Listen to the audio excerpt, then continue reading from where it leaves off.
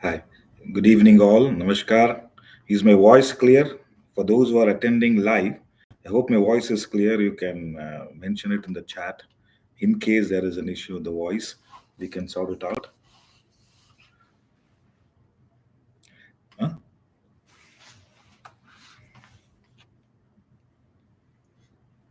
Is the voice, I think, now?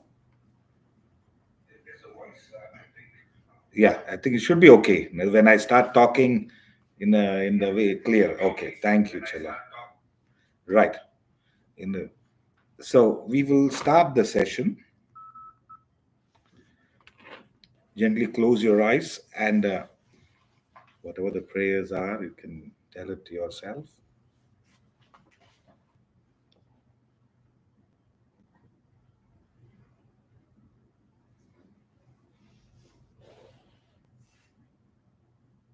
Right. Today's topic is who controls you? Who controls you?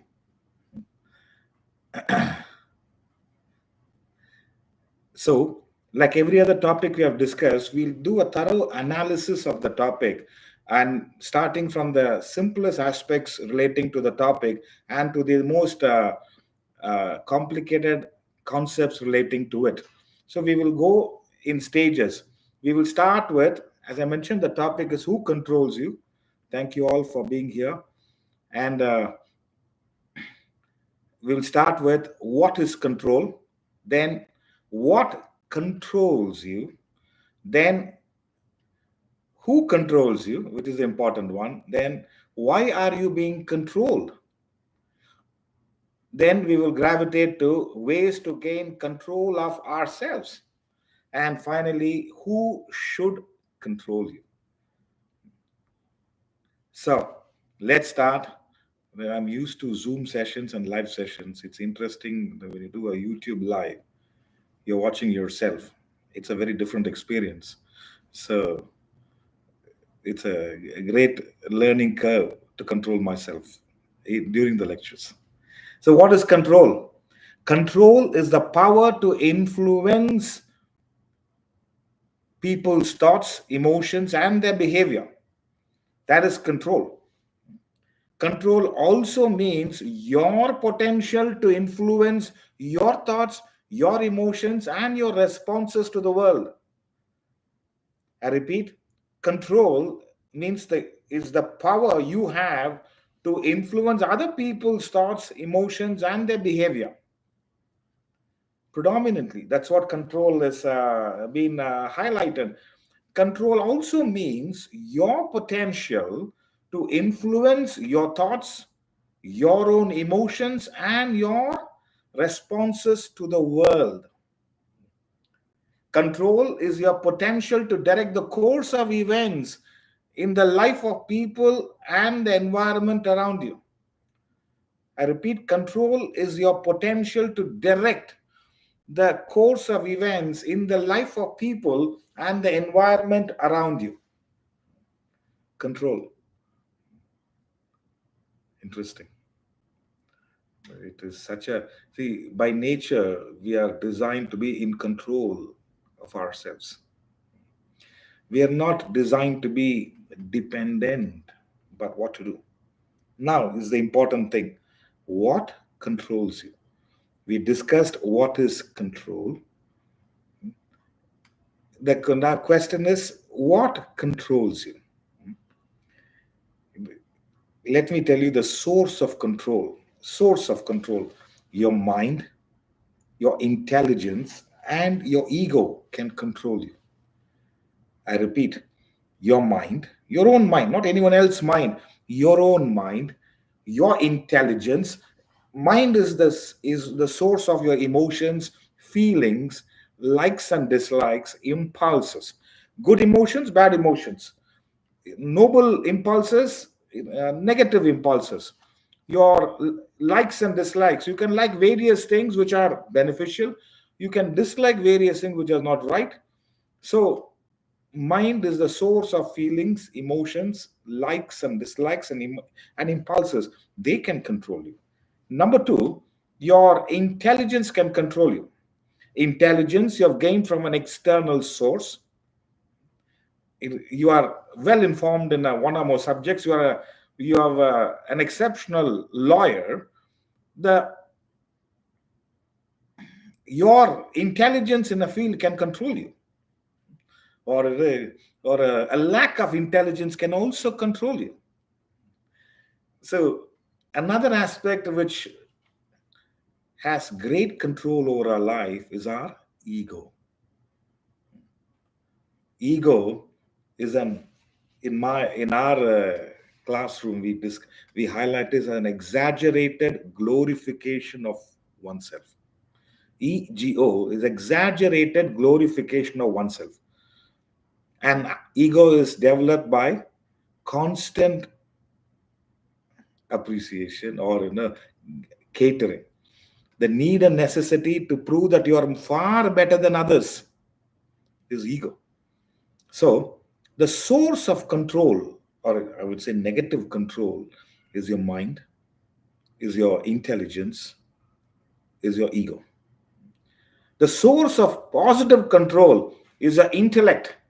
Intellect is your potential to reason, to understand, to feel properly, and make the right choices or rational decisions. With a strong intellect, you gain control of your life. With a weak intellect, you fall a victim to your mind, your intelligence, and your ego, and it allows you to multiply more. So you've got to be careful. The problem is most people have only developed their intelligence, and they use their mind in most areas of their life, in most roles of their life. Therefore, most people use their mind, intelligence, and ego in making choices. And as a result, the mind controls you. As a helpless effect, your ego controls you. Let's say your emotions, your feelings control you. In fact, if you observe, your feelings, your emotions control you. And the worst part is, others' feelings, others' emotions also control you. Your likes and dislikes control you. You like Indian food, you dislike junk food. Your impulses control you. That's a simple reason of becoming angry. Angry. What is that? You are a victim. Your impulse. Somebody tells you something, and you shoot out with a ugly reply. Your impulses, like anger or fear, can control you. So you got to be careful. And others' impulses and others' anger also controls you. Others' likes and dislikes also controls you. So got to be careful, friends. What you allow yourself to be controlled determines the course of life. Next, others' behavior controls you. Their words can control you, can influence you. Their silence can influence you. Husband, wife had an argument, and now one person is not talking. Their silence controls you. You're waiting when the person will come and apologize or open up a conversation. So their silence controls you. The way they communicate, way a person communicates controls you. So watch out, friends. I wish we are in control of ourselves. Control, in simple terms, is your response to the world of people, to the experiences, your response to the world. This is the source of control. Source of control. And now, direct control, and let's observe and understand direct control and indirect control. As I mentioned, the direct control is where your emotions controls you, others' emotions control you. Your likes and dislikes control you, others' likes and dislikes control you. Your impulses control you, others' impulses control you. In fact, control is y- person's words may control you. Others silence controls you. Direct, it's a direct control. You don't need any other aspect. The way they communicate, or no, the way they communicate controls you. No communication is also a communication. So that also may control you. Now, that is a direct control. We understood what is control, then the source of control, then the direct sources of control. Now, the indirect sources of control. Your attachment and possessiveness controls you. Indirect control. I mean, it doesn't appear direct, but it controls you. It's an indirect source of control. I wish we learn this very early in life.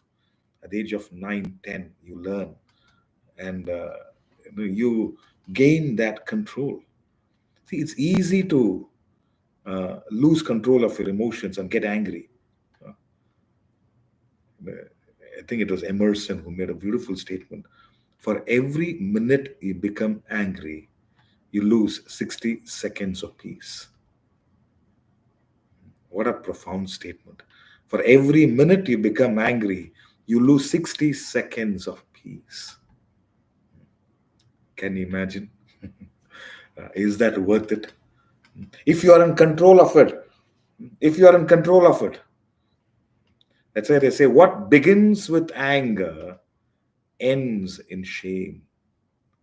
What begins with anger ends in shame. The control factor is in the source. What could have provoked? It is, I think it was I think the great Buddha who said, anger is like holding a ball of fire and throwing it on the other person. For sure, the other person gets affected, hurt, but in the process, you get hurt because you're holding the ball of fire. So, uh, so that's the whole thing. And as a result, and what I'm trying to tell you is your attachments, your possessiveness controls you, indirect control. If you observe, attachment is what? Your unintelligent flow of thoughts to a person or a place. It is you're sitting by yourself. Example, a simple example, you're sitting by yourself, you're reading a message, you're reading a message or thinking about a person. You're reading a message. See, you're sitting by yourself, you're reading a message, and may not be the healthy message, and or you're thinking about a person, tears may trickle from your eyes. I'm saying attachment controls you. Attachment controls you. It is so see, any kind of possessiveness doesn't help you. See, you can have possessions. There is no taboo. There is no extent to what possessions you need to have. You can have anything and everything in the world. The world is designed to help you. The world is designed to help you, but it is the world is designed to help you. But what is suggested is not to have any possessiveness towards your possessions. You can have anything and everything in the world. It's fine. Possessions is not a problem. Possessiveness towards your possessions is a problem. And that happens because of an attachment you have created. And once you develop a possessiveness towards your possessions, you have lost your control. That's why how they behave, how they talk, or how they walk, what they eat, and how they dress, everything controls you. So possessiveness doesn't help. Possessions is not a problem. I am repeating it. Possessions is not a problem.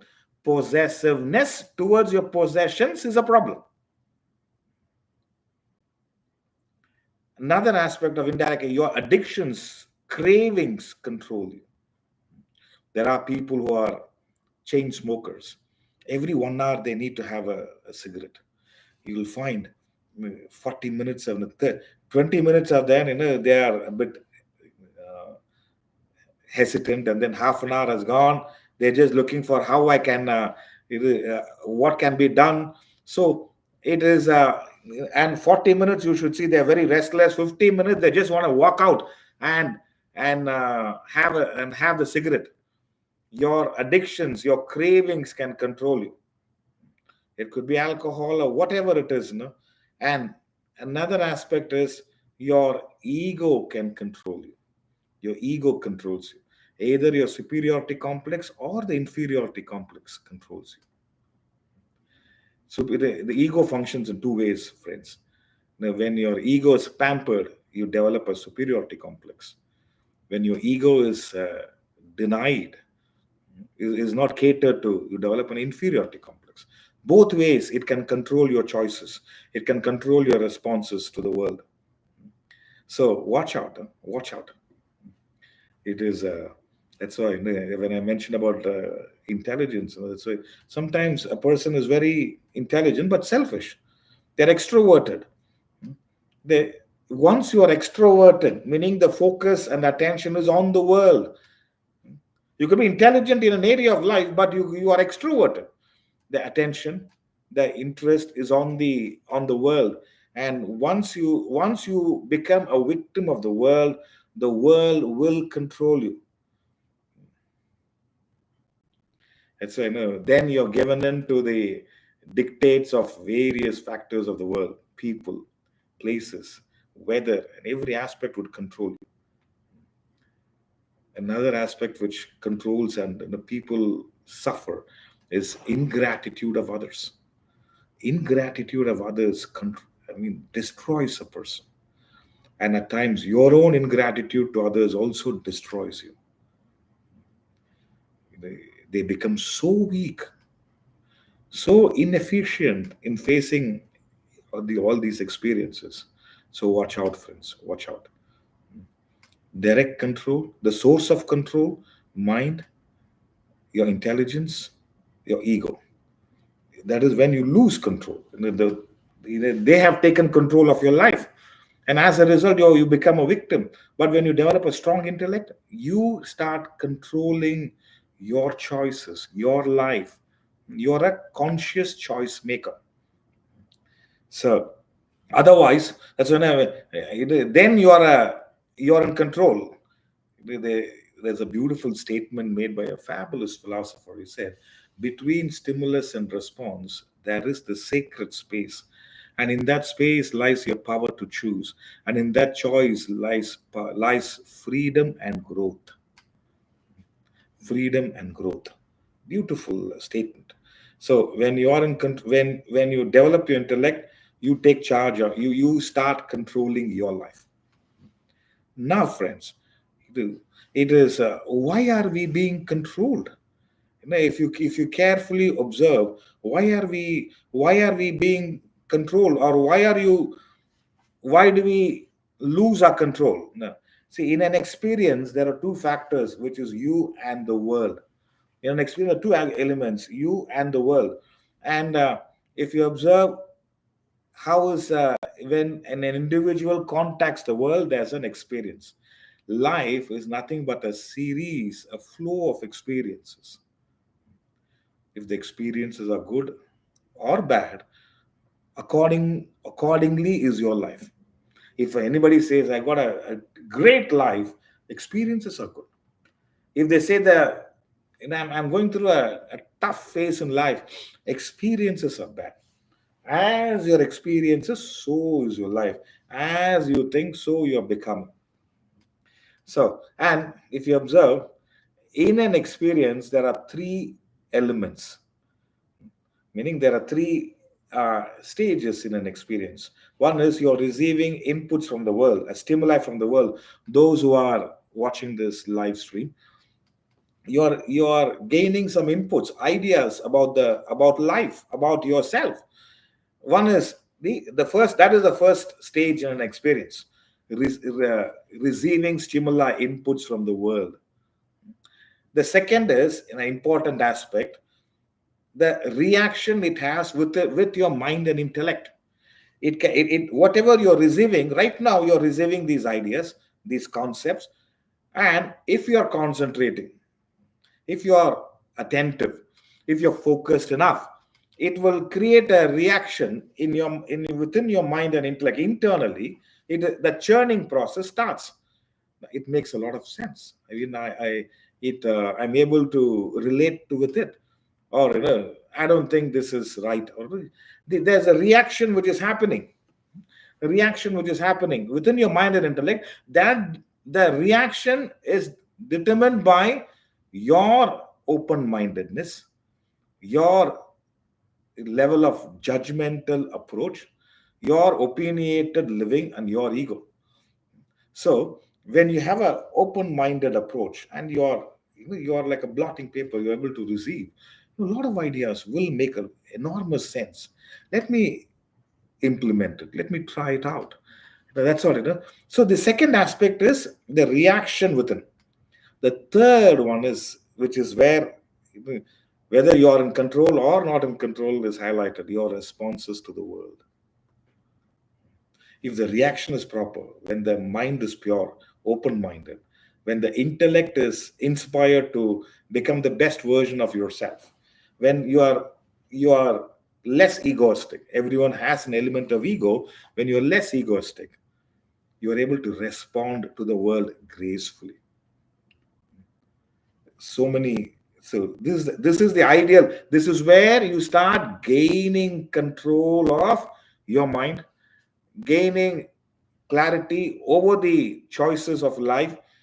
This is where you build proper relationships. When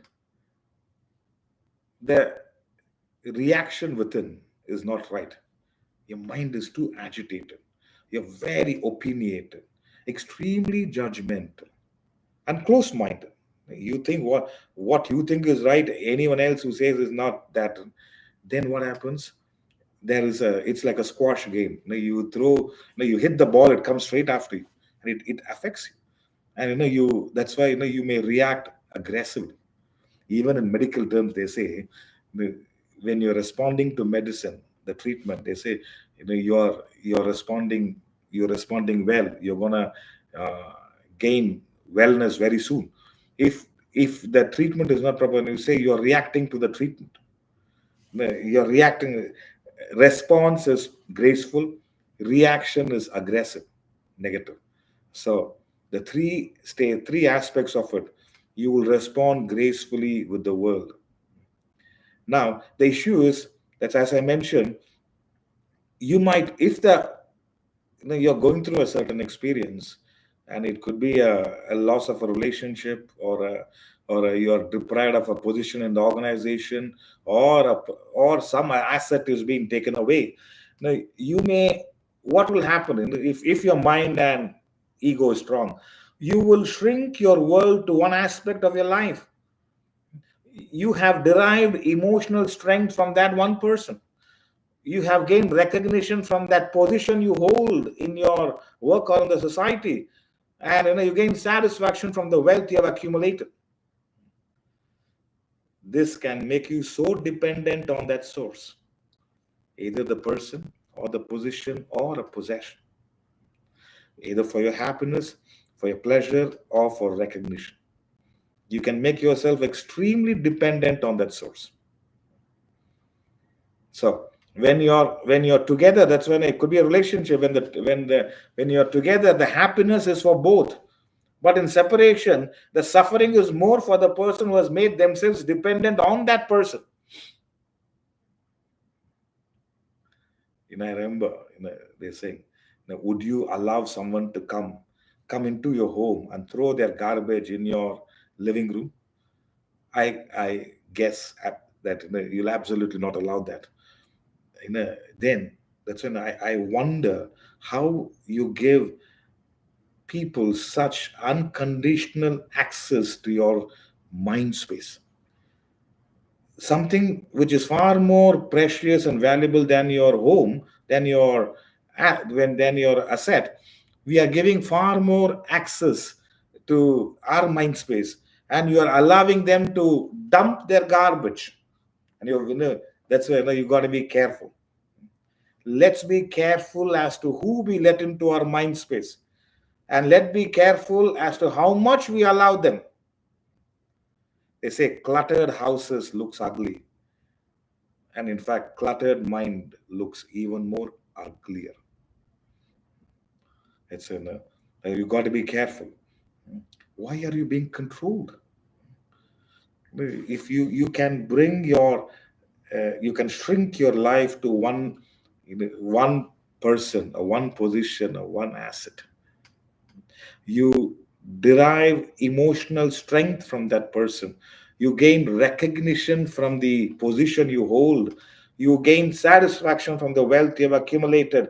This can make you extremely dependent on such sources for your pleasure, for your happiness, for your satisfaction. And when it is taken away, either by nature, either by certain circumstances, you fall flat. You lose control of yourself. That's why it is, as I mentioned, when you're together in a relationship, happiness is for both. But in separation, the suffering is far more for the person who made themselves dependent on that source. For those who have not subscribed to our channel, I suggest you to subscribe to our channel so that many such events happen, and we have over 250 videos for your self development. The many short videos, reels, lot of learning material for all of you. And kindly subscribe to our channel so that every week we post messages. Every week we post messages, video messages, and you can also subscribe to a WhatsApp community. As a result, various growth material is being given for one and all. So use this opportunity, click the subscribe button, and let's see more people subscribing, and maybe share our channel with others, your friends and enemies, in case you have. I don't think you have. In case at least enemies, by learning something, he said, not bad, I thought this fellow was a negative guy, but he suggested right things to me, and they may become your friend or acquaintance. So all that we are saying is, take control of your life by subscribing to our channel, gaining as much material as you can to control your choices. That's in. Let's be careful as to uh, let's be careful as to who we let into our mind space, how much we allow them into our mind space. So that the cluttered houses looks ugly, cluttered minds look even more uglier, even more uglier. So would you allow anyone to come to your home and throw their garbage? We will never allow that. Similarly, friends, let's not allow any such negative aspects. Now, ways to gain control of oneself.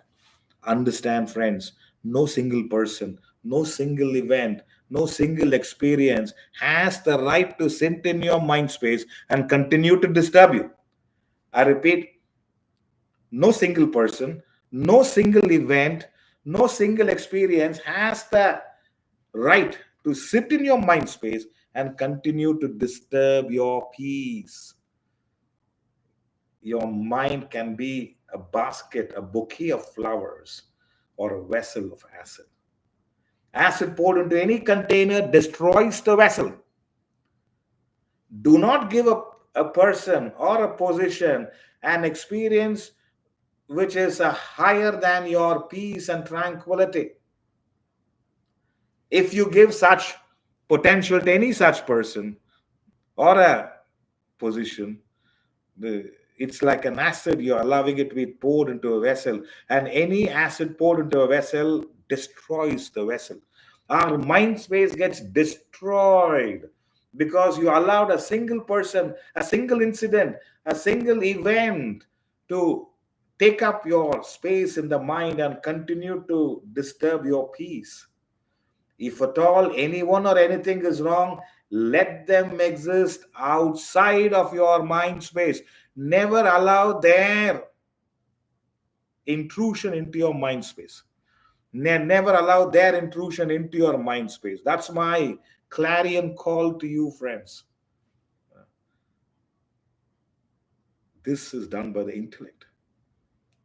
And when the intellect is fired by high values, it is fired by the desire to become the best version of yourself. It is inspired by the potential you have.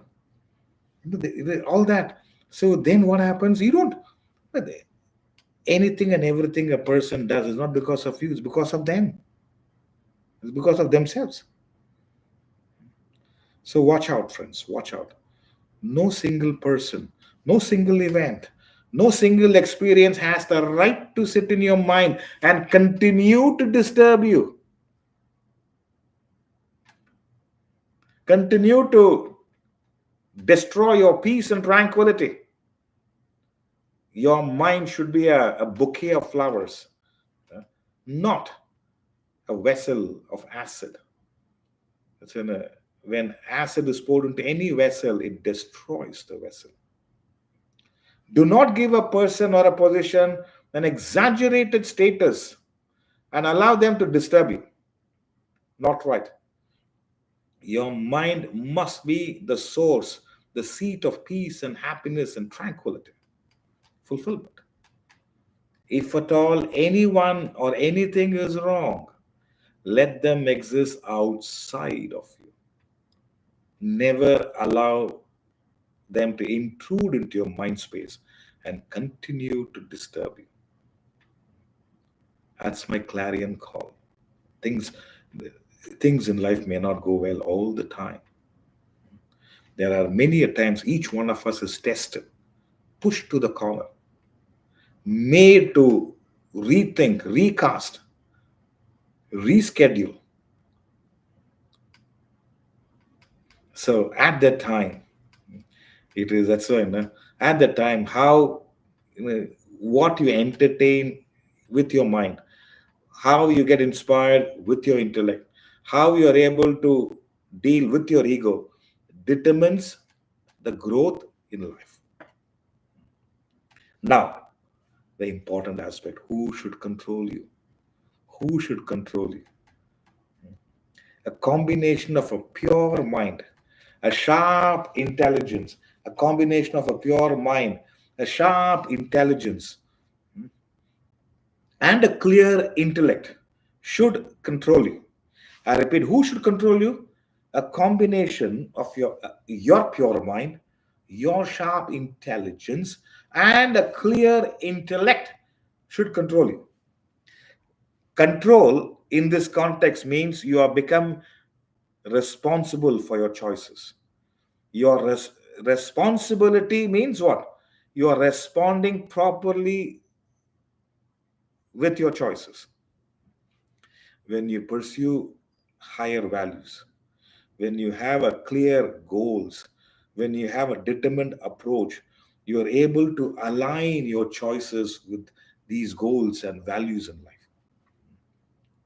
So, therefore, a higher goal, a resilient approach, and a responsible individual, a choice maker, will be able to gain control of their choices. That's why it is when you do that, when, as I mentioned, a pure mind. Mind is emotions and feelings. Intelligence is pertaining to a field of activity. Like you are an excellent chartered accountant, an auditor. That's in that field of activity. A sharp intellect is the potential to make right choices in every aspect of your life. Intellect is the faculty of thinking. Intelligence is pertaining to a field of activity. So when you have this elusive combination, you would allow gratitude to control you. That's the topic here is who should control you. Who should control you? It is we started who controls you. We started with what is control. What are the sources of control? What is direct control, indirect control? Why are we being controlled by various sources? And then what happens when you lose control of yourself? Now, who should, the, you know, who should control you? Who should control you? Let gratitude control you, friends. Gratitude can never go wrong. It's a beautiful quality. Human beings are those who can experience this consciously. Gratitude turns what you have into enough and more. It turns denial into acceptance, chaos into order, confusion into clarity. It makes sense of our past. It brings peace for today and creates vision for tomorrow. A poet by name Melody Betty made this statement. Gratitude turns what you have into enough and more. It turns denial into acceptance. It turns chaos into order. It turns confusion into clarity. It makes sense of our past. It brings peace for today and creates vision for tomorrow. Melody Betty. That's why I said, allow gratitude to control you. Gratitude can never go wrong. Many a times things, it could be with a friend or with parents as well. It could be some tough situations, but gratitude is there. You don't get your ego involved. And you're able to, maybe something they are going through which is not which appears a bit tough for them. You'll give them time. You are patient. You're not getting your ego involved because you allowed gratitude to control you.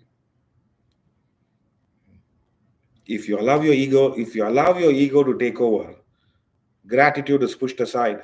And then how can they behave? And then anger comes in.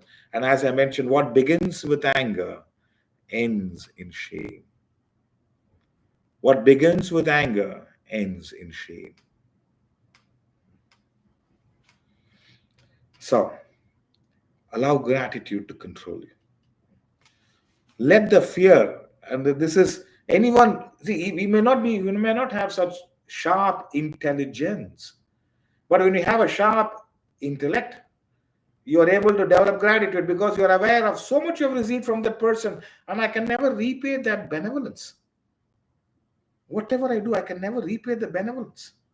I keep telling people, any amount of gift you give your mother can never equal her gift to you, which is life. So, where there is gratitude, there is less or no disturbance. Where there is a lack of gratitude, you give in to all kinds of disturbance. You give in to all kinds of disturbance, and that's not going to help you. Have you ever seen a person who's grateful and disturbed? Or have you ever seen a person who's disturbed and and being cannot? Where there is gratitude, there is less or no disturbance. Where there is disturbance, there is an absence of gratitude. So allow gratitude to control you. Next, let the fear of have I given my best control you. Whatever you're doing, whatever roles you've taken up, the role of an employee or an entrepreneur, the role of a spouse, the role of a parent, role of a son or a daughter, role of a sibling, role of a social worker, role of a responsible citizen. Have I given my best? When I say fear, it is a healthy fear, friends. I will not allow you to, I will not suggest you allow fear to control you. No. I'm suggesting it is an indicator. Let the fear of have I given my best control you. Anything you do, have I given my best control you. It is the other one is the fear of am I living up to my potential. Then if you are have I given my best, then comes the next one. The fear of, am I living up to my true potential? Let that thought control you. Then this forcefully brings in your conscience, that inner voice, that little bird in you and everyone. Everyone has a conscience, that inner voice. Something tells you this is the right thing to do, or tells you, no, don't do this. You gain an access. Everyone has a conscience, but they have denied access to their conscience through their own selfishness, through their own uncontrolled mind. But when you have this healthy fear, have I given my best? Am I living up to my potential, true potential? This opens up your conscience. This opens up your conscience and allow conscience to control you. Allow conscience to control you. See, that's why it could be a bit difficult, but you will not go wrong.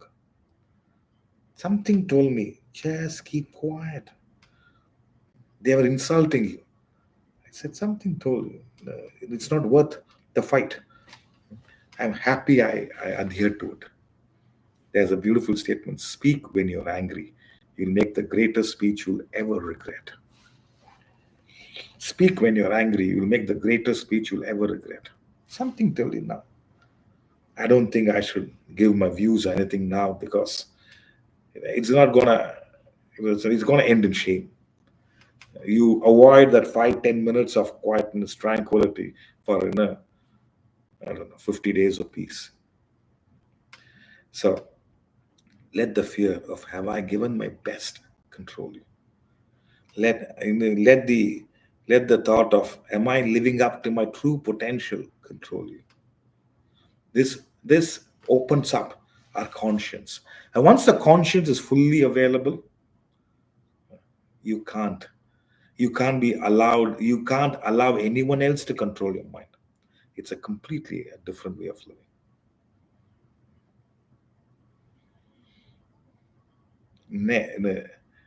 Let humility control you. Let humility control you. It is, see, when humility is what? Humility is recognizing your role, your contribution, and also others' roles and others' contribution. Therefore, you become humble. Fascinating. It is the humility is not in behavior alone, friends. It is much more in your thinking. Thinking must be humble. Humility, a person can act in a humble manner. How long can they do? Eventually, their role comes up. Humility is an effect of your wisdom. In the Gita, 20 qualities of a wise person. They say in the scriptures, they say 20 qualities of a wise person. The first quality of a wise person is humility. They don't talk about the number of books you have read, the number of pilgrimages you have done, number of lectures you have conducted, or how long you've been in the path of self-evolution. No such thing. If you are a wise person, you are a humble person. You are oozing humility. Wise, and you're a humble person. Fascinating quality. You don't need to be, I have a lot of books, but all written by great masters. Whatever I share, nothing is mine. So many people have contributed to the fact that I'm sharing this information with you. So many people. I mean, in Tyagaraja Kirtana, there's one beautiful a song, a poem. It says, Endaro Mahanubhava, Vandariki na vandan. My one prostrations to countless great masters. Says a great master. Apparently, Abdul Kalam, one of the most admired presidents of India, when he became the president, in his swearing-in ceremony, he started his speech with this statement: Yendaro Mahanubhavu, Valandarikina Vandam. My one prostrations to countless great masters and sages. Let humility control you. You should have the courage to say, I don't know. What is wrong? If you don't know, you don't know. That's all. I know, or I know to this extent. There are certain aspects. I don't know. The humility is, you know what you know. You know what you do not know. And you'll also know that there are certain things you'll never know. I don't know why they are given only two eyes and then one mouth, or 2 ears and one tongue, one nose. There are things you know, there are things you do not know, and there are things you will never know. Once you know that, see, you know what you know, but the next to that, there are things you don't know, then there are things you never know. Therefore, fascinating. The best or the most attractive quality in an individual is humility. The most attractive quality in an individual is humility. You see anyone, if you are, if you are a fan of somebody, and if you continue to be inspired by someone, you'll always find them very humble. Let forgiveness control you. Let forgiveness control you. That's why they say forgiveness is attribute of the strong. The weak can never forgive. Forgiveness is attribute of the strong. The weak can never forgive.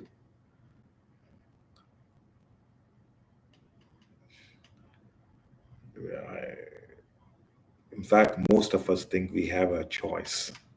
Friends, we don't. In certain aspects, the forgiveness should be a conscious choice or a choiceless choice. You have to forgive yourself. And you may have to forgive others on a regular basis. Otherwise, you have accumulated so much of hurt and hatred towards others and towards yourself. I mean, you should be tough on yourself in certain aspects, but don't be too harsh on yourself. At times, that's when you let go of the hatred towards others, you're able to forgive others. When you're able to let go of the guilt towards yourself, you can able to forgive yourself. Allow forgiveness to control you. Allow humility to control you. Allow gratitude to control you. Allow your intellect, your potential of thinking, reasoning, understanding, analysis control you. Do not allow an indisciplined mind to control you. Do not allow the ego, an ego which is destroying you, don't allow it to take over your choices. Use your intelligence in a particular field in a productive way. We are given this buddhi, this intellect for raising ourselves, controlling what has to be controlled, and dealing with life choices in the right way. Allow unconditional love to control you. Anyone who says love and they say that it seems to be conditioned. When I say condition, you need approval, you need various aspects for love. Very few people have unconditional love. Unconditional love, which means what? It comes with no conditions. A flower gives fragrance, no conditions. It doesn't say a Miss World is passing by, it releases a little more. Now, the most vicious person is passing by, I'm going to curtail my fragrance. I'll not release fragrance now. There's no condition, it gives.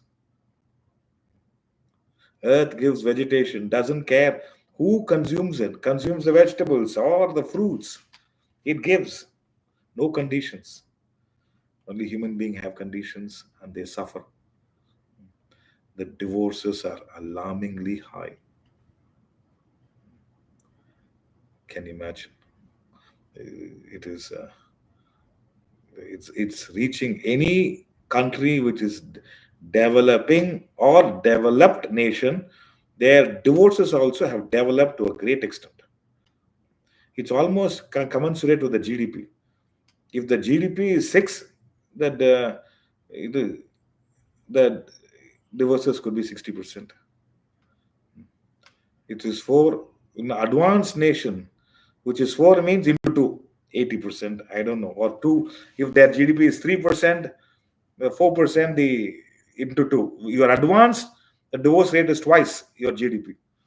If you are developing, it's almost equal to your GDP. If you're not yet developed, you're at least you're able to forcefully develop acceptance. Let unconditional love control you. Let unconditional love control you. What a beautiful quality. And we are all bestowed with this potential of unconditional. Love is our nature. Hatred is not our nature. Hatred is not our anger is not our nature. Fear is not our nature. Love is our nature. Have you ever seen a person complaining of love? I'm suffering from too much love. You may suffer from great amount of hatred and anger, but no, you will not suffer out of love. It's like you're a wick in the candle, and the candle is lit, and thousands of candle can be lit from that particular candle, and the candle is no less. It's like that. You become a light. You become the source. You become that, like a wick in a candle. It's lit, and it will continue to light others' life because of that unconditional love. Let unconditional love control you. Let compassion control you. Compassion is what? You feel for others, you understand what others are going through, and you do everything you can to help them come out of what they're going through. Compassion is far greater. Let compassion control you.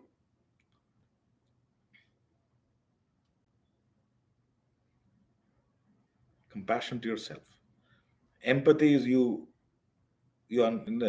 see what others are going through. Sympathy is you feel for what they are going through. Compassion is you understand what the others are going through. You understand what you are going through.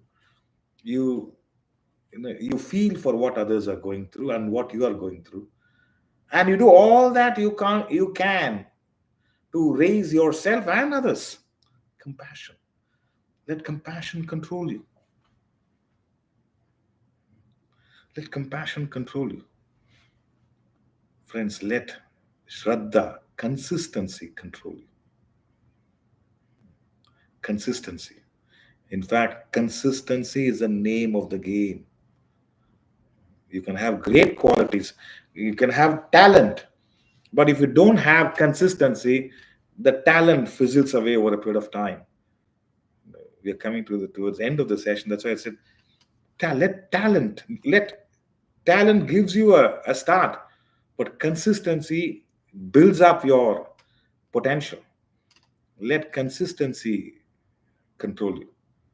We have every week we have a Wednesday lecture.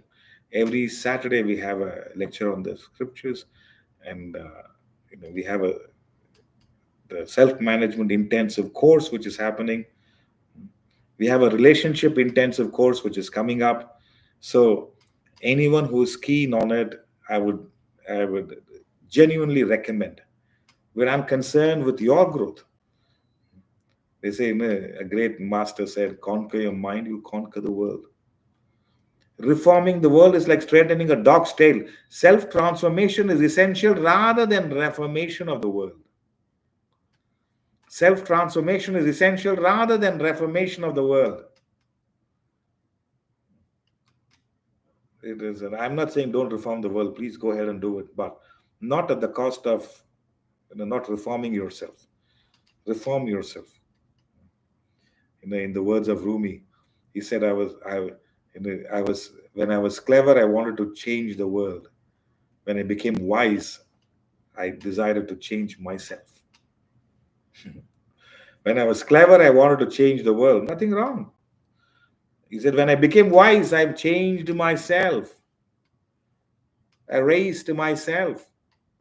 So, friends, who controls you? Do you want to allow your mind, your negative emotions, your ego, your intelligence to merely control you? It is time you develop your intellect, where it's rationality, its value system, where there's priorities. And once you develop that, you allow your intellect to control the choices of life.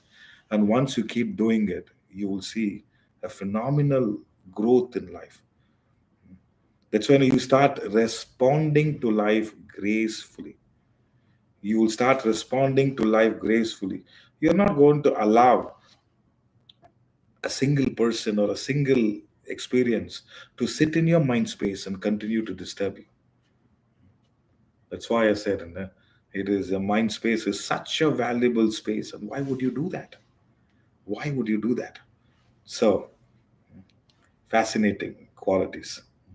There are some great masters added to this wisdom. They said, laws control the lesser man, right conduct controls the greater man.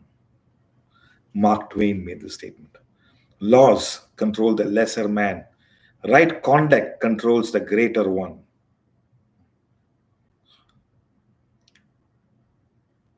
It's a fabulous statement. The other one is, the day the power of love overrules the love for power, the world will experience peace.